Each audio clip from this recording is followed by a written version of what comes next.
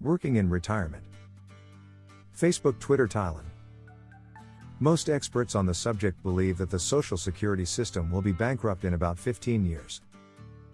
However, some new studies have offered a ray of hope. They seem to indicate that the assumption that the boomer generation will retire at 65 or 67 and sit back to collect their Social Security checks is incorrect. They believe a sufficient percentage, some estimates are as high as 80%, will continue to work in some capacity or another, relieving much of the pressure on the system.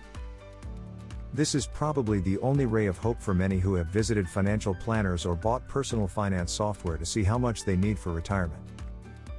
These usually show you need $1 million or more to retire with your current lifestyle. But again, they don't take continuing earnings into account. Many in the baby boomer generation plan to retire at around 65, but then start a second career, doing something they enjoy.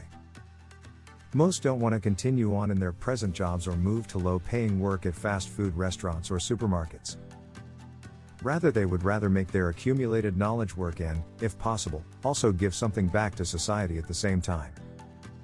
Health experts say this trend will be beneficial in that by staying involved, those past retirement age will stay healthier and will be happier with their life. So it seems that several trends are converging. Those in their 60s, 70s and early 80s are healthier than ever. Because of their increased longevity and the shortfall in their retirement savings, they need to continue to earn. And many companies who once looked on older workers with disdain, now seem to realize the value they can contribute to the company and to society in general. There is speculation that colleges and universities may allow retirees to earn fast-track degrees, taking into account their prior education and work experience.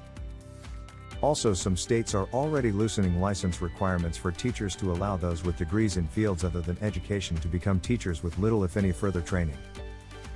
Another way to continue to earn in retirement is by making wise investment choices now. Buy rental properties, learn how to manage money effectively, or start your own business now in your part-time so that you have something up and running by the time you retire. The internet has opened up new ways to earn, be it drop shipping, affiliate marketing, or selling goods on eBay.